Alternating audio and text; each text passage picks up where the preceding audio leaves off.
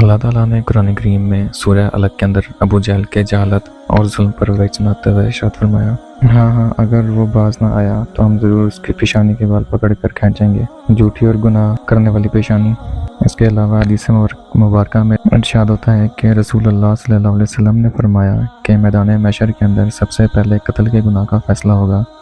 جس شخص کو دنیا میں ناحق قتل کیا گیا تھا وہ اپنے قاتل کو پیشانی کے بالوں سے پکڑ کر گھسیٹتا ہوا اللہ کے حضور پیش کر کے انصاف مانگے گا۔ اب اس قرآنی آیت اور صحیح حدیث مبارکہ کو سن کر ذہن کے اندر یہ سوال آتا ہے کہ آج تک تو ہم نے یہی پڑھا اور یہی سمجھایا گیا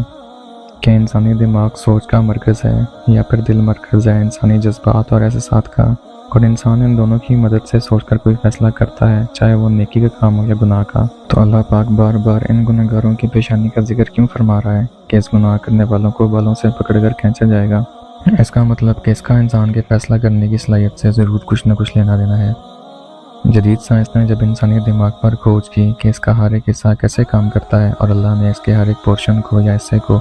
مخصوص کام کے لیے کیسے ڈیزائن کیا ہے، تو ان کی حیرت کی انتہا نہ رہی، کیونکہ آج سے 1400 سال پہلے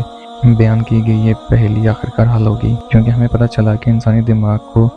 4 بڑے حصوں کے اندر تقسیم کیا گیا ہے اور ہر ایک حصے کا ایک مخصوص کام ہے، جیسا کہ آپ اس ڈائیگرام میں دیکھ رہے ہیں۔ لیکن یہاں پر سب سے اہم ہے فرنٹل لوب، یعنی کہ دماغ کے سامنے کا حصہ، جس کو سمجھنا انتہائی ضروری ہے، کیونکہ اس کا کام ہوتا ہے چیزوں کو سیکھنا، سمجھنا، بولنا، انسان کی شخصیت کو ڈیولپ کرنا، کہ کوئی شخص کیسا برتاؤ کرے گا یا کیسا رویہ رکھے گا، اس کے جذبات کیسے ہوں گے، اور سب سے بڑھ کر کے کسی کام کے کرنے یا نہ کرنے کا فیصلہ کرنا۔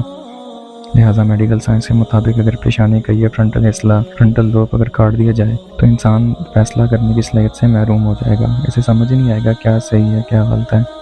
اسے کیا کرنا چاہیے کیا نہیں کرنا چاہیے، یعنی کچھ کرنے یا نہ کرنے کی صلاحیت کو کھو دے گا۔ اب ذرا ایک بار پھر سے قرآن آیات پر غور کریں کہ اس حصے کی اس خصوصیات کی بنا پر قرآن کریم کے اندر یہ فرمایا گیا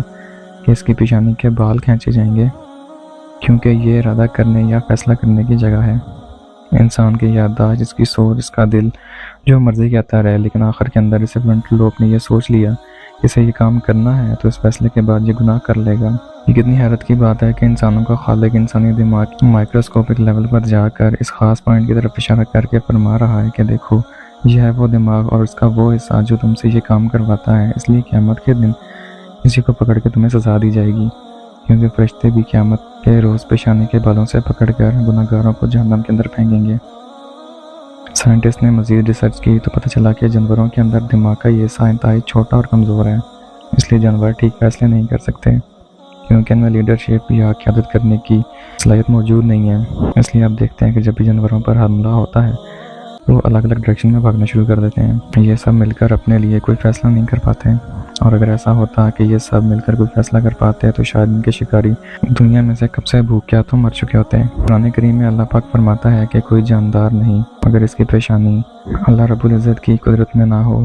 اور حدیث مبارکہ کے اندر بھی یہ دعا بیان کی گئی ہے کہ اللہ کے رسول صلی اللہ علیہ وسلم فرمایا کرتے تھے، اے میرے رب میری پیشانی تیرے قبضے قدرت میں ہے، یعنی میرا فیصلہ کرنے کا اختیار تیرے کنٹرول میں ہے،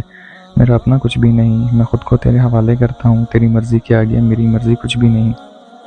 اور یہی نماز میں سجدہ کرنے کی حکمت بھی ہے کہ پیشانی کا وہ حصہ جو خود مختار ہے اسے زمین پر رکھ کر اللہ کی بارگاہ کے اندر اپنے ہونے کی نفی یا پھر اپنی مرضی کی نفی کرنا، کہ یہ پیشانی جو کہ فیصلہ کرنے کا اختیار کرتی ہے، اس کو میں اپنے رب کے حضور پیش کرتا ہوں، پر صرف میرے رب کا اختیار ہے اور میں اپنی رب کی رضا پہ راضی ہوں۔ جب انسان سجدہ کرتا ہے تو دل سے خون دماغ کے اندر جمع ہوتا ہے اور وہ سارے جذبات بھی جو دل کے اندر موجود ہوں اس وقت اس حصے کے اندر جمع ہوتے ہیں، مثال کے طور پر غصہ، نفرت، بغض اور گناہ کرنے کی چاہت۔ لیکن انسان جیسی خیالوں یا گناہوں کے آماجگاہ کو زمین پر رکھ کر خود کو اپنے رب کے سپرد کرتا ہے تو رحمت کی تجلی اس پر پڑتی ہے، اور یہی وجہ ہے کہ حدیث پاک کے اندر بیان ہوتا ہے کہ بندہ سجدے کی حالت میں اپنے رب کے سب سے قریب ہوتا ہے، اور یہ سجدہ اس کی پریشانی، ڈپریشن یا ٹینشن سب کو ختم کر کے بالکل پرسکون بنا دیتا ہے۔ یعنی یقیناً قرآن و حدیث کے اندر بیان کی گئی یہ حکمت کسی معجزے سے کم نہیں ہے، لیکن سمجھتے وہی ہیں جو عقل رکھتے ہیں، باقی لوگوں کے لیے یہ شاید کوئنسیڈنس یا پھر اتفاق ہو سکتا ہے۔ باقی آپ اس بارے میں کیا سوچتے ہیں؟ میں ملوں گا آپ سے کسی اور ویڈیو میں، تب تک کے لیے اللہ حافظ۔